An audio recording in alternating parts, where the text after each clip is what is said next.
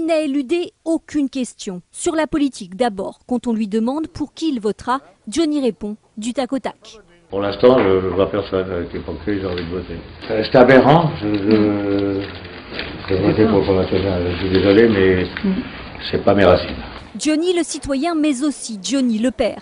Il dit s'inquiéter pour Laura avant d'avouer « Ma fille, quand elle sera sortie des excès de drogue et d'alcool, je pense qu'elle ira beaucoup mieux. » Il y a des pays dans le monde qui appliquent la préférence nationale sans qu'on trouve ça scandaleux. Et d'ailleurs, monsieur, j'ai vu que monsieur Johnny Hallyday donnait son avis sur la situation politique française. Ce que je trouve d'ailleurs, je vous le cache pas, assez indigne. Parce que quand on est parti de France pour préserver son énorme patrimoine et qu'on est un évadé fiscal, on essaye de se faire discret et on ne vient pas donner son avis, à mon avis, sur la politique. Mais dites-moi, la préférence nationale, ils en bénéficient, tous ces artistes-là qui planquent leur argent à l'extérieur.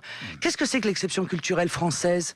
Si ce n'est justement une préférence qui est donnée à la production française par des lois qui imposent de diffuser des œuvres françaises. Si on n'avait pas mis ça, on aurait été probablement submergé. Vous ôtez la nationalité de ceux qui partent s'exiler fiscalement à l'étranger, non? Non. Vous n'allez pas jusque-là? Mais non, mais je ne veux pas aller jusque-là. Le problème n'est pas là. C'est un problème moral. Quand on